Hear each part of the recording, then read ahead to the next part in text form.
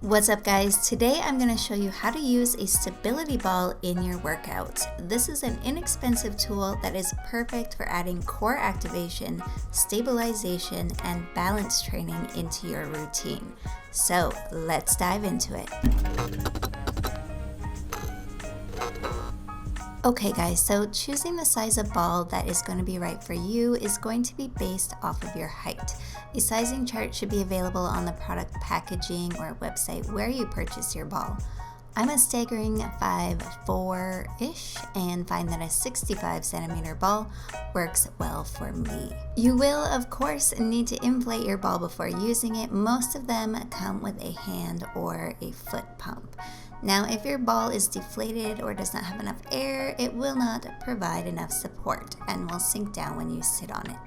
On the other hand, you don't want it to be overinflated as it will become very challenging to control if it's too hard.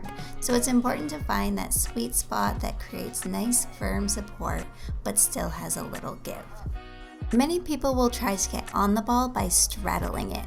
This will often cause the ball to slip out, leading to an ungraceful faceplant or bruised tailbone, which we definitely don't want. So a safer way to get on the ball is to support it with one hand, make your way to the front, and then slowly sit back as if sitting into a chair using both hands to keep the ball still. Once seated, your feet should be about shoulder width apart and knees bent at approximately 90 degrees. This is also a good indicator that your ball is the right size. If the heels are too close to the ball, it will cause you to lean forward. At the same time, if the heels are too far forward, it's going to push you back on the ball, causing you to feel unstable.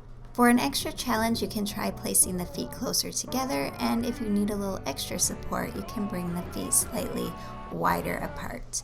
Now, it's good to have a place to store your ball when it's not in use or when you're switching between exercises. You can buy stands for the ball, but I just prefer to use a spare set of dumbbells. Just make sure you're working in an open space free of clutter or objects that may be tripping hazards. Safety first, my friends. I like to use the ball in place of an exercise bench. So for supine or upward facing exercises, I like to start by sitting on the ball, then slowly walking my feet forward until my shoulders and neck are supported. To mimic a flat bench, you'll want to keep your hips lifted, squeeze those glutes, and keep the belly button pulled to the spine. To mimic more of an inclined bench, you simply drop the hips so you are sitting more upright and your upper back is now in contact with the ball. Be sure that you're on a non-slip surface and that your feet are planted firmly on the floor. It's best to wear shoes or have bare feet when using the ball. If you're on a carpet, make sure that you're using a yoga mat on top of it and definitely not just your socks. It's going to be way too slippery. So push through the heels and keep the core engaged. Now when you're coming out of this position, carefully walk your feet in towards the ball, rolling yourself back to the seated position. For prone exercises, I also like to roll into position. So starting behind the ball, hinging forward, and walking the hands into that plank position. The closer the ball is to the top of the legs, the more support it's going to provide. If you try balancing on the toes and just feel way too unstable or this happens, then flatten the feet or try bringing the feet slightly wider apart. As in any plank position, it's important to keep the hips square, making sure that they aren't too high or sagging too low. Abs are always pulled in tight and wrists are stacked directly below the shoulders. There are many exercises done in this position, so for each one, play around with the placement of the ball to find what works best for you. Just be sure that your body remains in a straight line and that there's no overarching or straining in that back. When performing a pike on the stability ball, really think about pressing those palms down into your mat as you hinge the hips upward and draw the toes in towards you. You're almost coming upside down as if you're going into a handstand and you want to try and get your ears in line with the biceps. Now, if this move is intimidating or slightly challenging for you, not to worry, you can always start with a knee tuck and slowly progress into the pike as you become stronger. For prone kick-ups, which is a great exercise for that booty, you'll want to have the hips in contact with the center of the ball. Roll forward and stack the elbows below the shoulders. Use the glutes and hamstrings to lift the legs. Don't worry about how high your legs go here. Just focus on the squeeze in that booty. If you're feeling any strain in the lower back, that's usually a good sign that you are lifting your legs up too high.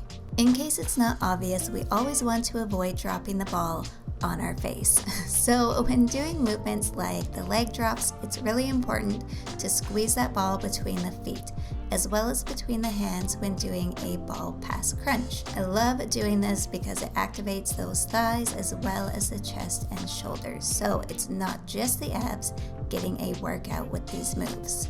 Okay, so split squats can be a very challenging move with the ball. They really test your balance and your patience. I always recommend using a wall or sturdy chair for added balance whenever attempting this exercise. Foot placement is very important here. So if the top of the ball is, say, 12 o'clock, then your toe should sit at approximately 11 o'clock. Your front foot on the floor is doing the heavy lifting here, driving through the heel straight up and down, being sure that the knee never passes over the line of the toes. You'll notice that if the ball is too far up the leg, you're not going to have the range of motion necessary to benefit from this move.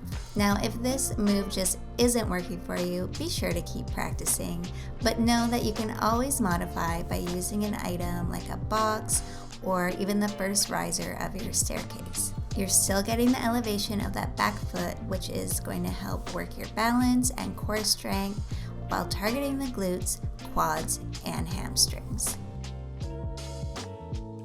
Okay, back down to our mats for some glute bridges. If we look at our ball like a clock again, our foot placement is now at about 1 o'clock. So my biggest piece of advice for this move is to push down through the heels as hard as you can. This action alone is going to activate those hamstrings, the calves, and the glutes. As you lift the hips, continue to press through the heels and squeeze the glutes for a moment at the top. Roll down one vertebra at a time and repeat. For a single leg version, move the foot of the working leg closer to the center of the ball and keep the other leg pointed to the sky. Drive through the heel on the ball and lift the hips. Again, don't worry about how high you're lifting up, just focus on pressing that heel down, squeezing that booty, and keeping the belly button pulled to the spine.